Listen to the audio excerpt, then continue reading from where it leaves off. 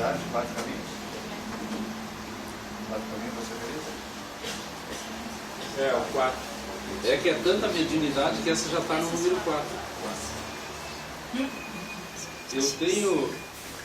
Eu tenho quatro diferentes modos, dependendo do local, eu levo uma delas.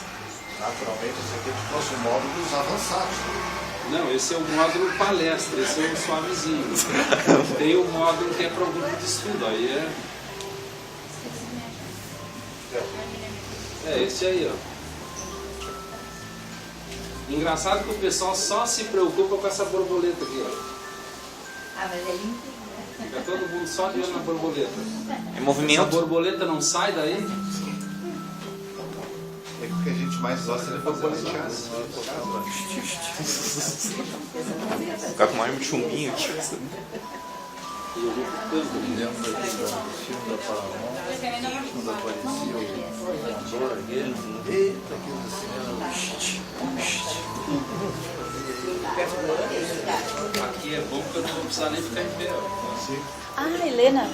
Ah, que bom. Então tá.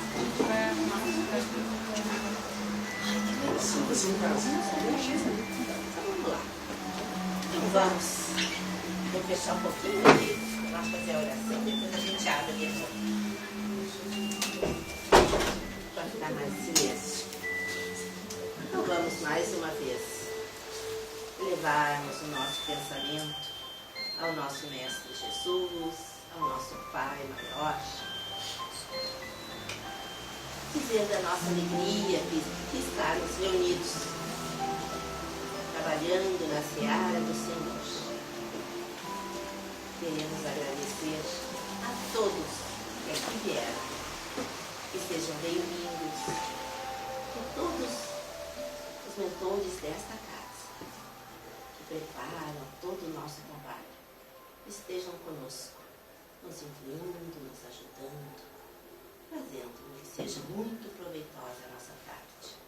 Que esta luz, que esta paz e que este amor esteja conosco quando abrimos os nossos trabalhos nesta tarde. Que assim seja.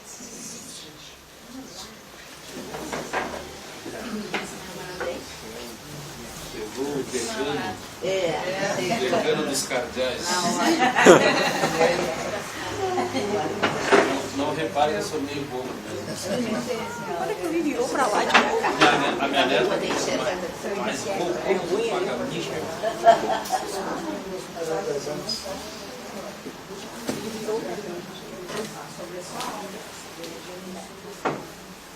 Boa tarde. Boa tarde. Estamos de novo na luta. Na luta a gente sempre está, mas efetivamente, com chuva ou sem chuva, a gente comparece.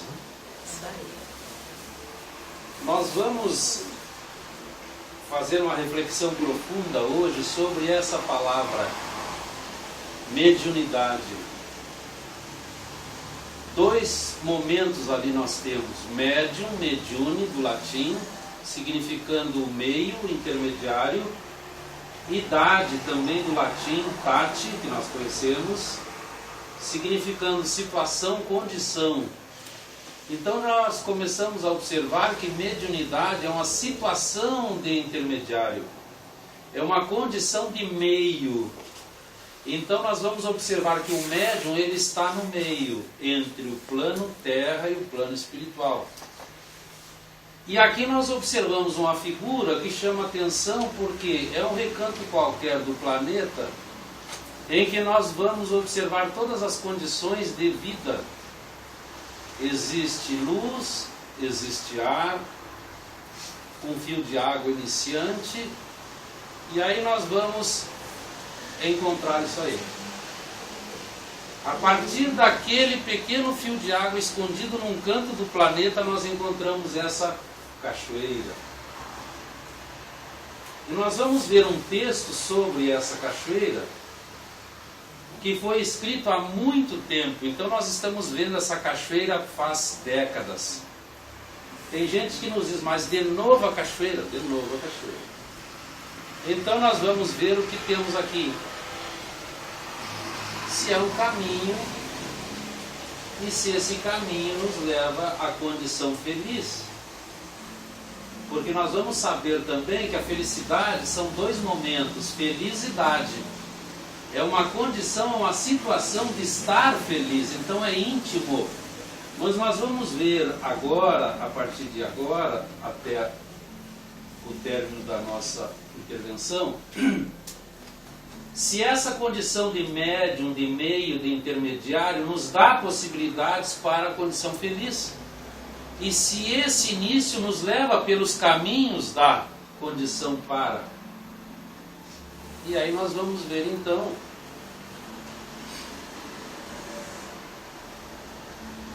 Quem quer ler? Eu. Por favor. Observa a cachoeira que surge aos teus olhos. É um espetáculo de beleza, guardando imensos potenciais de energia. Revela a glória da natureza. Destaca-se pela imponência e impressiona pelo brilho. Entretanto, para que se faça alicerce de benefícios mais amplos, é indispensável que a engenharia compareça, disciplinando-lhe a força. É então que aparece usina generosa, sustentando a indústria, estendendo o trabalho, inspirando a cultura e garantindo o progresso. Então nós estamos observando exatamente esse texto inicial. Quem esteve nas cataratas de Iguaçu, observa tudo isso aqui. O medo que se sente por aquele manancial de água e aquele barulho, e nós nos sentimos pequenininhos e observamos que tem alguém maior que nós que comanda tudo aquilo.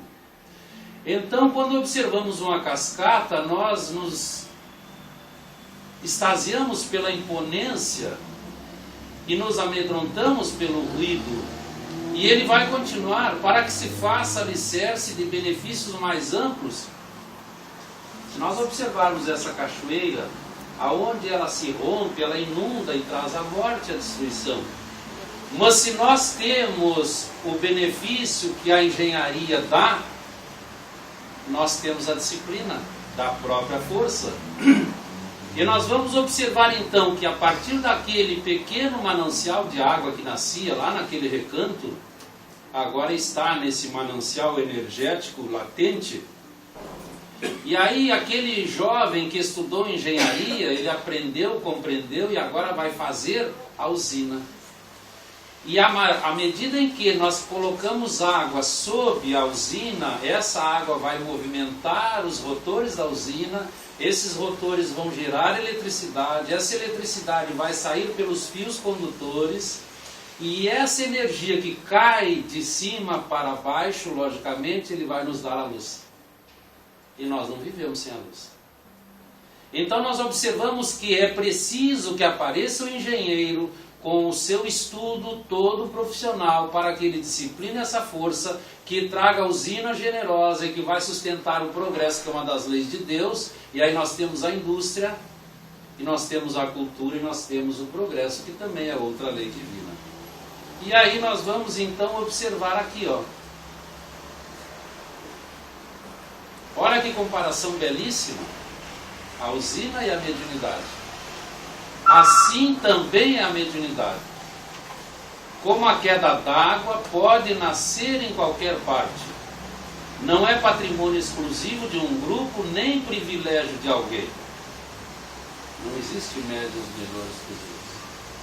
Desponta aqui, ali, adiante, acolá, guardando consigo revelações convincentes e possibilidades assombrosas. Essa é a condição de intermediário. Revelações que convencem e possibilidades que assombram, mas as possibilidades só assombram aquele que não se prepara para o trabalho. Porque quem se preparou sabe da possibilidade, sabe que é natural, e então não se deslumbra nem se fascina. Contudo, para que se converta em manancial de auxílio perene, é imprescindível que a doutrina espírita lhe clareia as manifestações e lhe governa os impulsos.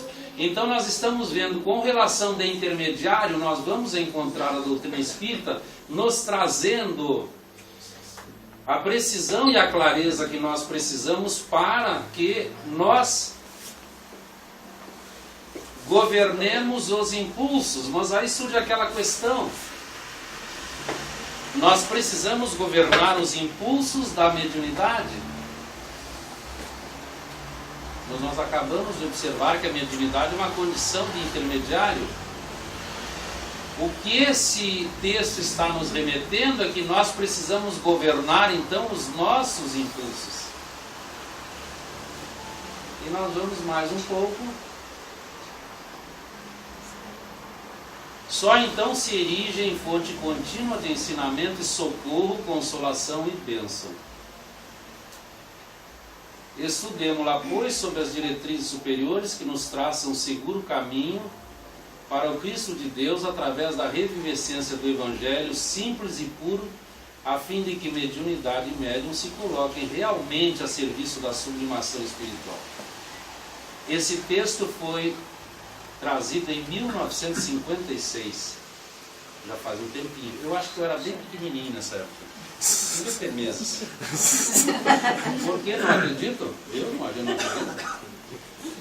Certa vez me perguntaram: que idade o senhor tem? Eu digo 78. Não pode. Eu 39. Também não pode. Então tá certo, a gente não engana. Emmanuel, em 1956, pelo Chico, já nos trazia essa belíssima condição de entendimento. Por quê? Porque como a cachoeira, nós também somos uma cachoeira em movimentação, porque nós somos energia, e a energia ela estua permanentemente. Nós observamos um corpo físico e achamos que aquele corpo está parado, nada está estático. O próprio vidro da nossa janela ele está se movimentando, mas tão lentamente que nós não observamos a movimentação intratômica dele. Então nós vamos observar que nós precisamos exatamente estudar essa doutrina. E é isso que tem aqui, ó. O que é tipos de mediunidade, as finalidades, o que é esse perispírito, como é esse processo de comunicação mediúnica, já que nós somos trabalhadores de linha de frente, se é preciso o estudo e onde se faz o estudo. Então aí a gente vai navegando por essas águas. Mediunidade. Quem quer ler? Faculdade humana, natural, espontânea, neutra, pela qual se estabelece a comunicação, consciente ou não, entre os dois planos da vida. Aptidão inata, moral, é exigível em razão dos mecanismos de sintonia que a conduta proporciona. Exatamente, então tá aí, ó. É humana, é natural, é espontânea. Por quê? Porque para que nós tenhamos essa comunicação real, nós precisamos do corpo físico. Por isso é que eles dizem que ela se radica, ela se enraiza no corpo físico. Porque nós precisamos do sistema nervoso, nós precisamos dos componentes materiais. É neutra porque a energia é neutra. E aí nós vamos ver depois como é que ela fica complicada. E aí nós estabelecemos a comunicação consciente ou não, porque tem muitos médiuns que nem sabem e nem entendem, e nós somos intermediários, porque pelo pensamento nós nos ligamos sempre ao mundo espiritual. Então somos todos mais ou menos médiuns.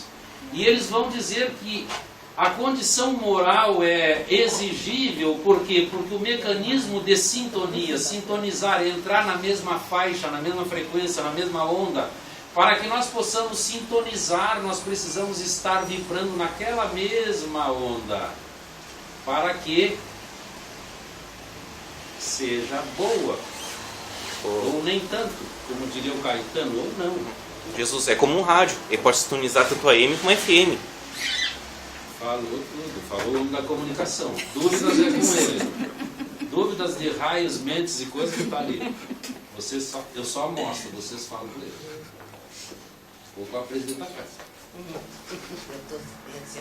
Tipos de mediunidade. Natural, segundo nível de evolução, é uma conquista pessoal. Até tem uma complicação que esse dia nos perguntaram sobre a mediunidade nas crianças. é natural, é imediata, é inata, mais ainda porque eles interagem até os 3.000 dias de Emmanuel, os 7 anos. Mediunismo, aqui está, porque nós precisamos da doutrina espírita até as noites de inverno de 1855, quando Allan Kardec vai à mansão da senhora Plene Maison na França, no inverno chuvoso. Ele vai a convite do pessoal para ver as mesas dançantes. E ele então começa a compreender que ali tem uma potência oculta. E é naquela noite que ele vai decretar a maioridade da mediunidade. Porque até então tudo era mediunismo. É a faculdade bruta em estado natural que não foi submetida à disciplina dada pelo conhecimento e prática da doutrina espírita. Então é natural e de tarefa. Porque ainda encontramos hoje esse mediunismo. E aí não vamos nos estender porque não é o mérito da coisa. Mediunidade de tarefa. Eu sou o melhor médium da casa. Eu vejo tudo, faço tudo, escrevo tudo, muito bem. Emmanuel, quando ele manda uma mensagem aos médiuns, olha o que ele diz ali. Os médiuns em sua generalidade, e aí a gente já fica bravo com isso, são espíritos que fracassaram desastradamente, contrariando a lei divina, a lei do amor, e que resgatam sob o peso de severos compromissos e ilimitadas responsabilidades o passado obscuro e delitoso.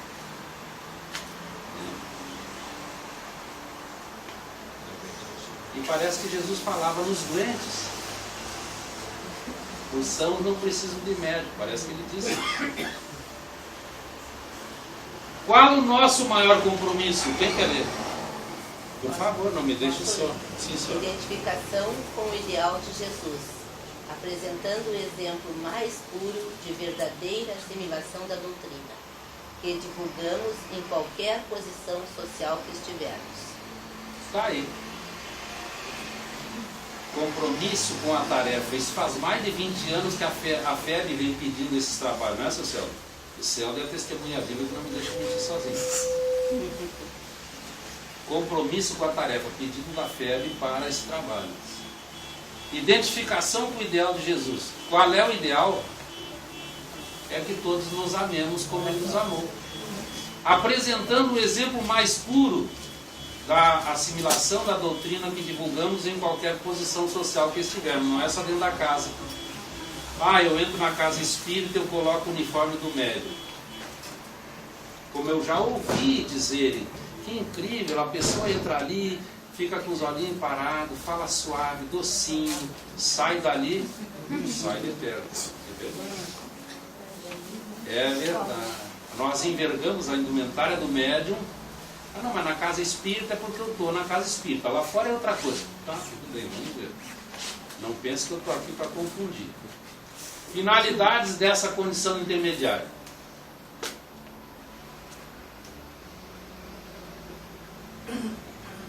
Tá querendo. Só porque eu falei começa a complicar. Quem quer ler isso aí? Quem vai? Ninguém mais? Posso ler? Finalidades da mediunidade: comprovação da sobrevivência da alma, transmissão de conhecimentos, progresso da humanidade, oportunidade de esclarecimento e consolação para encarnados e desencarnados, e resgate de faltas do pretérito. Tá aí. Resgate de faltas do passado. Nós apressamos a nossa caminhada. Oportunidade de esclarecimento. Quando nós estamos principalmente na reunião mediúnica, como fizemos a caridade, olha, convencemos 15, foram para lugares melhores. Eles estão nos dizendo, olha como nós estamos, vocês se não se cuidarem vão ficar como a gente ou pior. Então, nós precisamos ver toda essa gama de entendimento, as finalidades dessa condição de intermediários. Aqui estão. A senhora não esqueça de me avisar quando chegar 5 minutos para... Porque senão eu fico aqui... Passa bem na tua frente lá. Não, eu não enxergo. Então eu te Uma vista curta. Pode deixar que eu te digo. É a melhor idade. Qual a maior necessidade do médium? Qual é? A maior necessidade do médium, vamos lá, gente, vamos saber. Evangelizar a si mesmo. Eu acho que isso tudo. Você não está lendo essa tela, né? Ah, ele já viu. É que a gente não traz nada novo. Isso tudo nós já conhecemos de cor e salteado. Só que fazer é outra coisa, mas nós conhecemos. Se não dessa, de outras. A gente tem inato isso. A primeira necessidade do médium, a primeira coisa que ele precisa evangelizar-se, ele reforça a si mesmo. Evangelizar-se já é reflexivo. Ao mesmo tempo que eu faço, eu sofro a ação. Mas ele reforça, olha a inteligência, evangelizar-se a si mesmo antes de entregar-se às grandes tarefas doutrinárias. A gente às vezes quer salvar o mundo. Eu quero salvar o mundo. Eu vim para, né, aquela coisa. Salva-te primeiro. Olha, Consolador, questão 387. Esse Consolador deve ter mais ou menos seu Celso, uns 60 anos. Consolador? É, mais ou menos. Não tem tanto? É mais ou menos isso. É, eu nem era nascido ainda. O seu Celso era bem novinho. Não repare que é para brincar, porque isso é um tema muito pesado, muito cansativo. Então, perispírito. Esse é o corpo do espírito. O corpo sutil do espírito. Nós não vamos alongar, porque a gente já conhece tudo isso. Então, as propriedades para o intercâmbio mediúnico, não só mediúnico diz respeito a médium, não só dentro da casa, na reunião mediúnica, mas diuturnamente. Nós sabemos que existem 13 propriedades, e uma delas, que é a temperatura, ainda se deixou para a ciência comprovar. Mas nós vamos ver aqui algumas. É penetrável, ele se deixa e penetra em qualquer local. Ele se expande usando o fluido cósmico universal, isso vai ao infinito. Ele é plástico, por isso é que nós no mundo espiritual nos apresentamos bem mais jovens e mais bonitos do que nós somos. Porque a gente é bonito, mas lá é mais bonito. Sensibilidade. Aqui é que está a chave. De certa forma é como uma esponja seca, ele se encharca dessa emanação vibratória. E aí começa toda essa condição de intermediação. E aí nós vamos ter o processo da comunicação mediúnica, que diz respeito à reunião mediúnica até quando nós completamos toda. Mas até um ponto ela diz respeito a nosso dia a dia. O emissor é um espírito comunicante que vai projetar as vibrações com limpidez. A mensagem, pensamentos, essa energia que traz emoções ou sentimentos, é como um cabo da net. Nós não observamos o que passa no cabo da net, mas quando sai na tela da televisão, o mosaico retrata tudo. Aquilo que passa, aquela energia decodifica, aí nós vemos todas as cenas, ouvimos os sons, tudo é observado e decodificado. Assim também são as energias que partem dos pensamentos dos espíritos e dos nossos também. Pensamentos, muito bem. Aqui nós vivemos sempre nesse momento. Dia e noite, mesmo sem compreender, sem saber, nós estamos assim, recebendo mensagens. Aí o canal é o médium. Ele vai receber a energia, é material do espírito. Mas quando ele decodifica usando o seu material mental, aí já é trabalho do médium. Ele vai decodificar, transformar aquela energia em símbolos e vai converter e vai transmitir. Aí se ele for falar, ele transmite, ou se ele escreve, ele está sempre passando. E o receptor é quando é psicofônico, ele ouve a mensagem. Aqui seria mais na reunião mediúnica. Até ali, mais ou menos, nós estamos dentro de um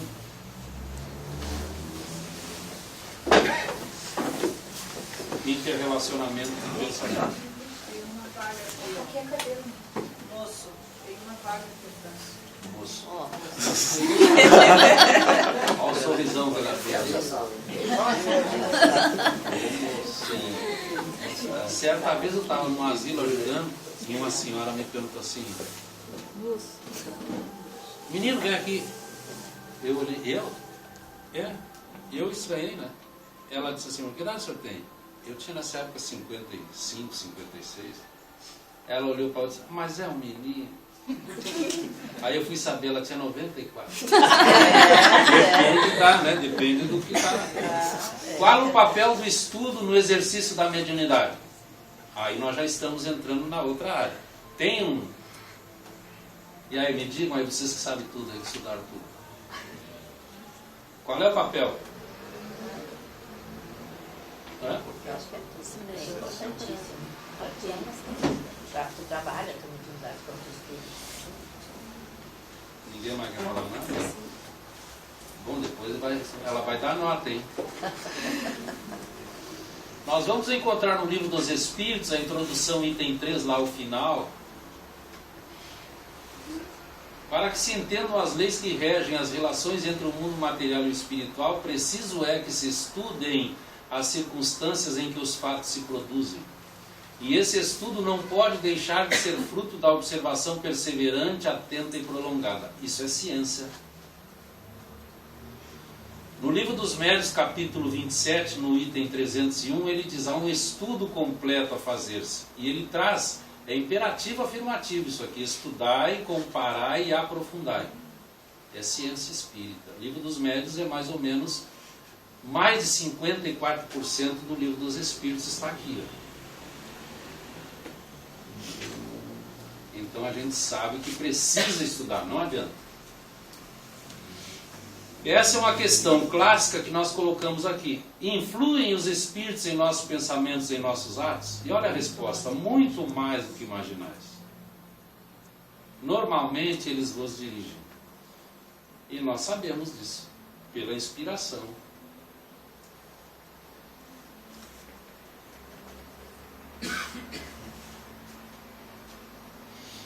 Achando-se a mente na base das manifestações mediúnicas, quaisquer que seja a maneira que se expressa, é imprescindível enriquecer o pensamento, incorporando-lhe os tesouros morais e culturais, os únicos que nos possibilitam fixar a luz que jorra para nós das esferas mais altas através dos gênios da sabedoria e do amor que supervisionam nossas experiências.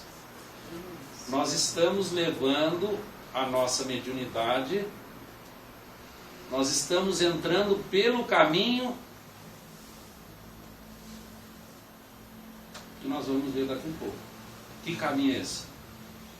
Nos domínios da mediunidade, o instrutor Albério faz essa palestra e a gente trouxe aquela parte essa.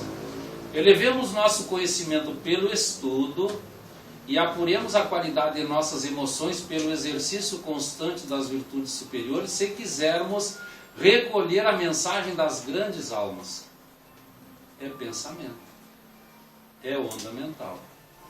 É contraproducente intensificar a movimentação da energia sem disciplinar os impulsos. É o caso da cachoeira. É perigoso possuir sem saber usar. Então ele nos alerta que nós temos essa condição, mas precisamos compreender porque a grande maioria de nós encontrou a sociedade espírita por um processo terrível, até de auto-obsessão, por condição de médium de estrambelhar. E é verdade. Então nós estamos observando que eles nos trazem coisas que nós já sabemos. Como são energias, então nós vamos ver como são essas energias espirituais sob o ponto de vista moral e sob o aspecto físico. Está na Gênesis, capítulo 14, sobre os fluidos, item 17, parágrafo 13. E aí nós vamos ver, ó. Os sentimentos, é necessário vigiar as nascentes do coração, já dizia Jesus, os sentimentos, vigiar as nascentes dos sentimentos que devem ser puros, como as nascentes eram puras até um tempo atrás. Moral, sentimentos podem ser negativos, de ódio, de inveja, de inveja boa, é lógico. Tem inveja boa? Não. Mas eu já ouvi falar, não, mas a minha inveja é inveja boa. Ciúme, orgulho, egoísmo, violências, hipocrisia. Isso nós passamos. Também bondade, benevolência, amor, caridade e doçura. Olha o bem e o mal. E tudo com a gente. Vamos ver o outro lado. Aspectos físicos excitantes, irritantes, tóxicos, narcóticos, expulsivos, aqui o termo está errado, é soporíficos, penetrantes. Olha como é o sentimento com o aspecto físico. E olha como nós passamos às vezes quando estamos negativados, digamos assim. Como faz aquela propaganda, quem está negativado? Olha aqui, ó. Soporíficos. Ai, mas eu me sinto tão bem, eu pego um livro espírita, não chego na metade da página e durmo. Me dá um sono, que coisa boa, é bom para dormir. Ah, eu vou na palestra, quando eu começo a ouvir, eu durmo, acordo no fim. Eles nos fazem entrar nessa faixa aí, ó. Soporífico, torpor, sono, vontade de dormir, hipnose. E aí nós vamos vendo tudo isso como está aqui, ó, totalmente dissecado. Aí também tem os calmantes, os dulcificantes, os reparadores, que são na parte da bondade, da benevolência, do amor, da caridade, da doçura. Observemos como nós podemos viver.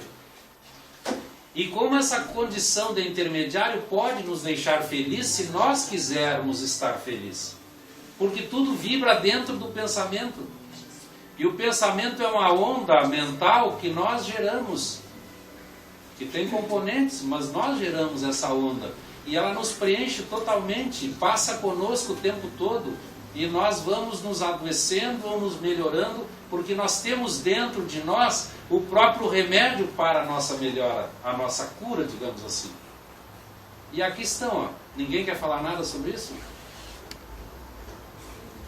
É que a gente já sabe tudo, Quer né? dizer que nós passamos por isso aí todos os dias, pequenas ou grandes, mas a gente, numa desses, nós estamos.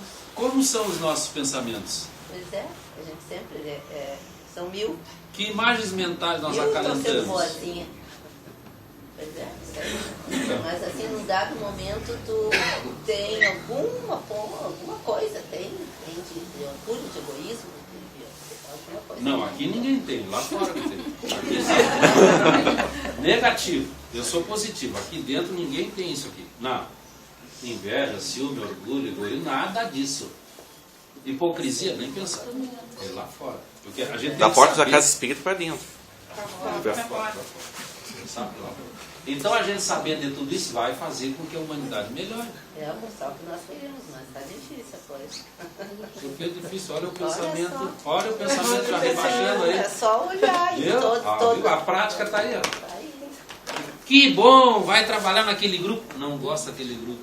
Eu gosto, não tem Não, eu esse estou dando um problema, exemplo. mas eu sei Isso eu já mas ouvi. acontece que Chegaram para a pessoa e disseram assim: parabéns, fosse promovido. Um troquinho a mais. Vai trabalhar agora naquele local bom, com aquele grupo ótimo. Não gosta do grupo, não gosta do local, não gosta de nada. Não, mas eu digo assim, ó, é porque aqui a gente, como tu disse, quando a gente entra da porta para Mas dentro, eu não estou falando aqui. a gente faz um trabalho. Mas A quando a gente carapuça sai, não é, não. eu sei, mas quando a gente sai, a gente é do mundo, de todas essas coisas aí. Exatamente. Então nós temos tudo isso aí, ó. Conosco está essa gênese, tanto boa quanto negativa. Por isso é que naquela classificação didática em que Kardec coloca, ele nos coloca na ordem dos imperfeitos e que precisa melhoramentos. E ele vai colocar numa classe neutra. Ah, que bom, nós somos neutros, nem tão bom nem tão mal, mas se dá uma chance, então está aí, ó, aspecto didático. Isso sempre permeia conosco. Por isso é que Jesus falava do vigiar e orar, que a gente faz o contrário. E quando nós vigiamos os nossos pensamentos, as nossas fontes são boas. E quando as nossas fontes são potáveis, aquilo que passa naquele sentimento, ele sai bem. Porque a partir do pensamento é uma onda neutra. Mas quando nós passamos os nossos pensamentos, que é neutro, que não prejudica ninguém, nos nossos sentimentos, que estão completos desses detalhes, aí ele pega peso específico, ele pega cor, ele pega cheiro. Não acredito. Vamos ler André Luiz sobre as emanações pestilenciais dos departamentos inferiores do mundo espiritual. E quem de nós já não passou em entrar num lugar com pessoas saudáveis que tomaram banho antes e tem um cheiro terrível ali dentro? Os pensamentos. Tem poder, pode levar à saúde, também pode levar à doença. Nós tivemos dois aspectos disso, até foi um estudo que se fez. Uma pessoa muito boníssima e, lógico, boníssima já era o máximo, então ela era muito boa, mas inconscientemente ela tinha inveja, sem saber, era natural. Ela chegou num local, começou a olhar umas plantas, dali um dia e pouco elas começaram a secar e secar. Aí, poxa, a ciência mostra que tem que se pesquisar. E convidamos a pessoa e colocamos junto com canários. Ai, que maldade que vocês fizeram, não é ciência. Ela olhou, se extasiou, quis tanto o canário que o canário estava cantando, parou de cantar, virou as perninhas para cima e caiu do puleiro. Aí nós pegamos a pessoa e corremos dela. Aí, daqui um pouquinho, o canarinho estava bom de novo. Na prática, pensamento. E a medicina hoje mostra que muitos tumores que nós temos vêm do... Há pouco tempo nós tivemos um exemplo com uma pessoa conhecida em que ela pensou tanto, tão mal, se preocupou tanto, se meteu tanto em pensamento na vida dos outros, que ela travou. Segundo os médicos, o cérebro, para não danificar, ele expulsou-a. Ela ficou 4 dias na UTI. Está bem hoje. Mas agora quando começa... olha a cadeirinha que está te esperando. Ela é uma limitação. Isso é terrorismo. Não, é porque precisa aprender a lição. Escuta, uma pessoa Olha que a cadeirinha te esperando. Mas é para avisar. Como é que se faz com uma criança? A gente não deixa. Então, se já passou, teve 4 dias na CTI, não teve isquemia nem derrame, está preservado o cérebro, vai continuar assistindo? Então, vamos... Isso é para todos nós. Olha ali, ó. Forças de transmissão de propulsão que vão levar para adiante o movimento. São as virtudes e os vícios da humanidade. Por isso é que nós ainda estamos no planeta de provas e expiações, devido às viciações. Olha um pouquinho. O que nós temos aqui? Cor de rosinha nos remete às energias positivas. Nós pensamos bem, ó. Atraímos os bons espíritos pelo pensamento bom. Temos saúde e equilíbrio, porque estamos bem e estamos amando. Olha aí, o amai-vos de Jesus. Aqui está o amai-vos de Jesus. Aí do outro lado, negativos. Atrai aqueles semelhantes aos nossos pensamentos deletérios. Nós vamos nos adoecendo e desequilibrando, primeiro desequilibrando e depois adoecendo, e aí nós vamos viver assim, ó, mal. Como é que está, meu irmão? Mal. Antes não tivesse perguntado. Como é que o senhor vai? Desce. E aí desfiam. Nós observamos isso num banco. Chegamos e encontramos um amigo que há muitos anos não encontrávamos. Como é que está? Aquele abraço, aquela alegria, ele desfiou o rosário. E atrás de nós, grudado na parede, tinha uma costela de Adão muito linda, que tinha se grudado na parede com as suas garrinhas. Depois de uns 15 minutos em que nós já não estávamos mais aguentando, aquela planta começou a descer. Ela desceu até a metade. Todo mundo, mas quem é que mexeu? O senhor mexeu? Não mexeu? Mexeu? Não mexeu? Pô, mas como é que botaram isso aí assim? E nós, como somos fanáticos do Kardec, compreendemos. Aquele pensamento negativo desalojou aquela planta lá de cima e ela foi caindo. E se fica mais meia hora ali, ela ia ao chão. Agora imaginemos esse irmão com os problemas que tem, sempre pensando assim, cada vez mais difícil a vida. E aqui nós temos o Dequinho. Quem não conhece o Dequinho? Aqui está a turma do Dequinho.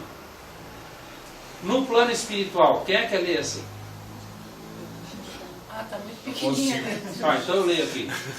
Bondoso anjo de Deus. Olha, ele tinha voltado ao mundo espiritual, cheio de esperança.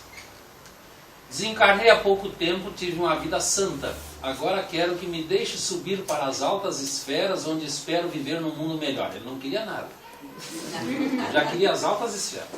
Aí, o bondoso anjo de Deus tem uma listinha ali, ó. A listinha do outro. Desculpe, mas o seu nome não consta na lista dos candidatos aos planos superiores. Além disso, verificando a sua ficha pessoal, vejo que você não possui créditos para ingressar no mundo maior. E aí ele já começa. Como não? Veja a minha ficha com atenção. Fui um homem ligado à religião, conhecia todos os textos sagrados. E aí ele retrucou, mas não os cumpria. Eu orava todos os dias apenas em seu próprio favor. Nunca, aí ele já está apelando. Nunca roubei, nunca matei, nunca fiz mal a ninguém. Aí o anjo, mas também não procurava fazer o bem. Calma. E aí ele arremata. Sinto muito, mas você deve reencarnar novamente na Terra, onde repetirá experiências até aprender que não basta fugir do mal, é preciso praticar o bem. E o trabalho em favor do próximo é o único passaporte que nos leva ao reino dos céus. Então a turma do Dequinho, esse é um dos irmãozinhos da turma do Dequinho. Tu já conhecia essa? Está me tirando. Sociedade Espírita.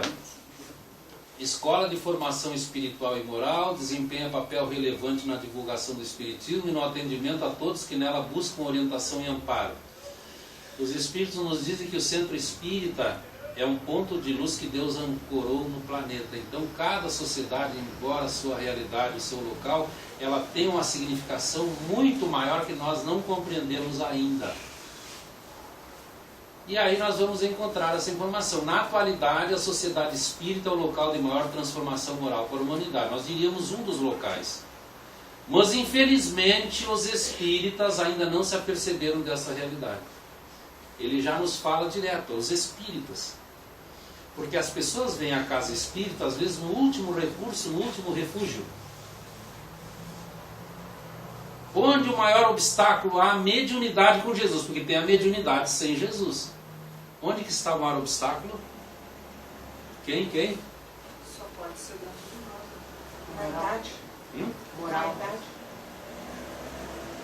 Tá, quem mais? Eu acho que tem que ter estudo. O maior obstáculo é quem quer só praticar sem... Só quer na reunião, quer ir na mesa mediúnica e dar passe. Mais ou Se menos. não der para dar passe, eu não vou. Isso, é mais ou menos isso. É falta de conhecimento, eu acho. Bom, quem mais? Não, descuida da hora. Senão Não, vai eu ficar- agora mesmo olhei, não te preocupa. Vai ficar faltando tela. Não, eu te digo. Olha aí, ó. Quem quer ler? Uma voz forte aí, vibrante. O primeiro inimigo do médium reside dentro dele mesmo. Tá. Olha, O que será que é isso? sempre tem que vencer a ele próprio primeiro, nós. Dois almas dele. Tu já falaste isso ali. Ai, no início. sim, mas é que a gente tem que cutucar. Senão não tem graça. Então isso aqui diz que a gente tem alguma coisa dentro que está complicada. Um pouquinho de orgulho, um pouquinho de vaidade, um pouquinho de egoísmo, um pouquinho de qualquer coisa. Mas é muito pouquinho. Ou falta, né? Hã? Ou a falta de coisas boas. Também. Porque não é só não ter. Viu? Falou o decano. O cara sabe tudo. Continua? Lendo, continua. O segundo inimigo reside no próprio seio da organização espírita, daqueles que não se converteram ao evangelho pelo sentimento, trazendo para as fileiras do Consolador os seus caprichos pessoais, as suas paixões inferiores, as tendências nocivas, as discussões estéreis e os desvios doutrinários. Quando nós fizemos esse seminário, nos pediram que tirássemos esse segundo inimigo, porque ia ser muito forte. Mas acontece que a doutrina espírita é precisão e clareza. Então nós não podemos tapear. Porque a gente sabe que ainda acontece, embora cada vez menor o número, nós sabemos que acontece, infelizmente. Porque aquele desvio doutrinário, na verdade a doutrina não tem desvios. Quem faz o desvio é o ser humano. A doutrina é a primeira é precisão, a segunda é clareza. Para que não haja confusões, segundo Ângela Guaró, esse espírito que trouxe o ESD no Rio Grande do Sul e no Brasil. Então nós vamos observar que existe o equívoco da pessoa em não estudando direito, não compreendendo, faz o desvio porque acha que aquilo é o correto. Então aí vem os caprichos pessoais, as paixões inferiores, as tendências nocivas, as discussões estéreis. E nós nos esquecemos de que esse pensamento negativo, passando por todas essas faixas inferiores de pensamento, é que trazem os espíritos das trevas para dentro do centro espírita. Porque temos todos uma proteção espiritual. Eles se preocupam com isso. Mas nós trazemos pelo pensamento invigilante. E aqui está, ó, o primeiro inimigo é dentro do médium. Por quê? Pela nossa imperfeição moral ainda, que nós temos muitas sombras dentro de nós.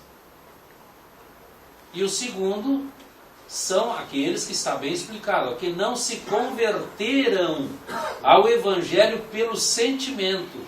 Tanto que na parábola do semeador, Jesus já falava, aquele que semeia saiu a semear, ele vai colocando a semente. E elas caem em vários locais. E depois Allan Kardec, na codificação, ele vai trazer o método no livro dos médiuns, em que ele fala os tipos de espíritos que nós podemos encaixar na parábola do semeador. 4 tipos de espíritas e 4 lugares diferentes que caíram as sementes do semeador. Então nós podemos colocar-nos nas zonas de atuação onde caíram as sementes do semeador. Teve uma que caiu em terra onde só havia pedras e os pássaros comeram. Teve outro grupo que caiu no lugar onde tinha pouca terra. Quando elas cresceram, como tinha muito sol, os espinhos abafaram. E aí nós vamos vendo. Então nós podemos nos situar. E aqui está. Então não há uma discrepância maior com essa pergunta. Onde o maior obstáculo à mediunidade com Jesus? Porque nós podemos fazer mediunidade sem Jesus. O mundo espiritual inferior faz mediunidade sem Jesus. Então nós vamos encontrar aquelas sementes que caíram em terra fértil. E qual é a outra semente que caiu? Onde é que ela caiu? Eu não sei se sou eu sou da beira do caminho. E aí? Os passarinhos passaram. Não, os passarinhos passaram na primeira semente. Na primeira? Mas os espinheiros não foram. Ah, então não foram. Não, Os nas espinheiros abafaram. Então nós temos os tipos de espíritas. Sim. Sem demérito, sem censura, sem crítica, nós não temos essa possibilidade, nem queremos, mas nós encontramos isso aqui. Muitas vezes nós estamos dentro daquela parábola sendo uma semente que não produz. Por quê? Porque nós nos envolvemos de tal maneira nos espinheiros das paixões inferiores, ou dos caprichos pessoais, ou das tendências outras, com algumas discussões que não levam a nada, e nos desviam do caminho. Então o maior obstáculo à mediunidade com Jesus está enquanto nós não despertarmos a consciência sobre esse trabalho. Tanto que Paulo, quando estava preso, olha só, questão 410 desse livrinho aqui que é bem novinho. Quando Paulo estava numa prisão, ele mandou uma carta aos coríntios que estavam sendo perseguidos.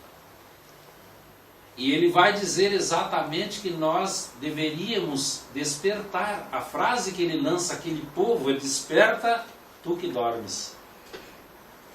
Porque nós muitas vezes continuamos dormindo nas situações factícias da matéria.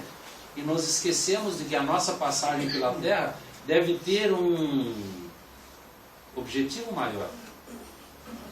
Que é fazer o trabalho que nós nos propusemos fazer antes do berço, fomos avalizados, fizeram cirurgias psíquicas em áreas do nosso corpo espiritual, para que nós pudéssemos hoje fazer altamente qualificado o nosso trabalho de intermediário, para abreviar as faltas. E nós esquecemos muitas vezes. O conhecimento teórico deve preceder o exercício prático da mediunidade? Aí é outro momento. Ó. Nós estamos vendo a parte prática da condição. O conhecimento teórico tem que vir antes? Eu acho que deveria, mas às vezes vem a mediunidade antes. Não, conhecimento teórico é para estudos. Sim, a sei, prática. mas acontece que às vezes a pessoa começa a ver e não sei como. Sem E nada, aí? sem saber nada. Fica pingando mediunidade, né? Isso eu ouvi. Eu tenho que botar esse jovem no meu grupo mediúnico, ele está pingando mediunidade. Vai pingar mediunidade. Nós tivemos um lugar com esse seminário em que nos disseram assim, para que estudar? Aqui na nossa casa nós temos um grupo de... Acho que eu já contei isso aí, porque eu sempre uso essas coisas para exemplo. Nós temos um grupo aqui de desobsessão especial, olha essa desobsessão especial, que faz mais de 5 anos que está junto. E olha que coisa bacana. E aí? Estuda? Não, nunca ninguém estudou nada. E como é que faz? Ah, os luzeiros do bem fazem tudo. Eles vêm e fazem tudo. Então não precisa ter ninguém ali. Olha a ótica da coisa. Eles não estudavam e mexiam com a ciência espírita sem saber o que estava fazendo. Acontece. E aqui está o Livro dos Médiuns, segunda parte, capítulo 19, item 225. Assim, quando encontramos em um médium o cérebro povoado de conhecimentos adquiridos na sua vida atual e o seu espírito rico de conhecimentos latentes obtidos em vidas anteriores, de natureza a nos facilitar as comunicações, dele de preferência nos servi-los. Porque com ele o fenômeno da comunicação se nos torna muito mais fácil do que com um médium de inteligência limitada e de escassos conhecimentos anteriormente adquiridos. Aqui não há por que perguntar. Então aquele que não estudou muito não pode. Está explicadinho aqui. É como a máquina de escrever do tempo que eu era criança e o computador hoje. Quem é que vai usar a máquina de escrever? Ninguém usa. Nós vamos no computador. E assim também é o mundo espiritual, porque eles não fazem nada sem um fim útil. Enquanto eles vão ter que, de certa forma, catar aquilo que está dentro do cérebro daquele que não tem muito, eles vão logo no manancial do outro, porque aquele outro, pelo conhecimento e pelo enriquecimento, ele já expandiu o seu campo perispiritual. E ele já está em sintonia, por isso é que é mais fácil a ancoragem, digamos assim, da onda pensamento do espírito com aquele que ali está.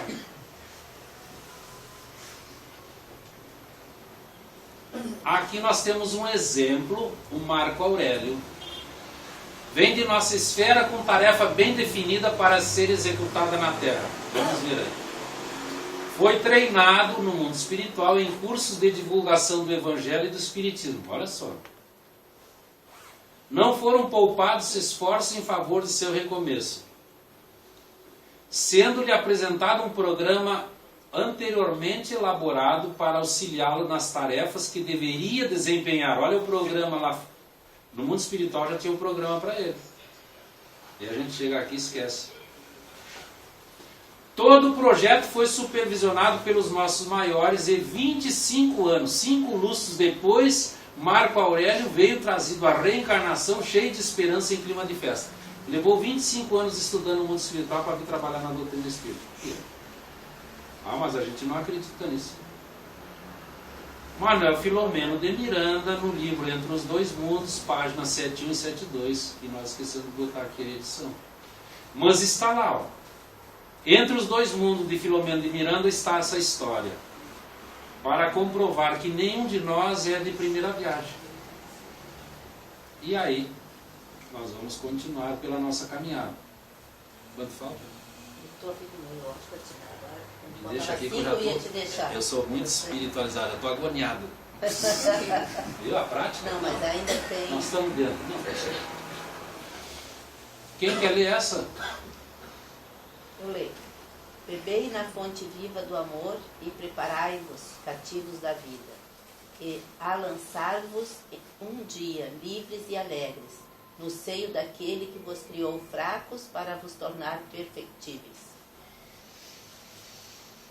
E que quer, modeleis vós mesmos a vossa maleável argila, a fim de serdes os artífices da vossa imortalidade. Aí, ó. A nossa malhável argila é o nosso corpo perispiritual. Nós vamos tornando mais perfectível, mais diáfano, até que, como diz Kardec na codificação, ele como que se funde com o Espírito. E aqui está. Então o nosso trabalho é nosso, não adianta, não existe outro a fazer por nós. O Espírito de Verdade, Paris, 1861, isso está no Evangelho segundo o Espiritismo, capítulo 6. Está ali. Ainda bem que eu não errei, viu? Associar, fica chato. Item 6. Muito bem, vamos lá.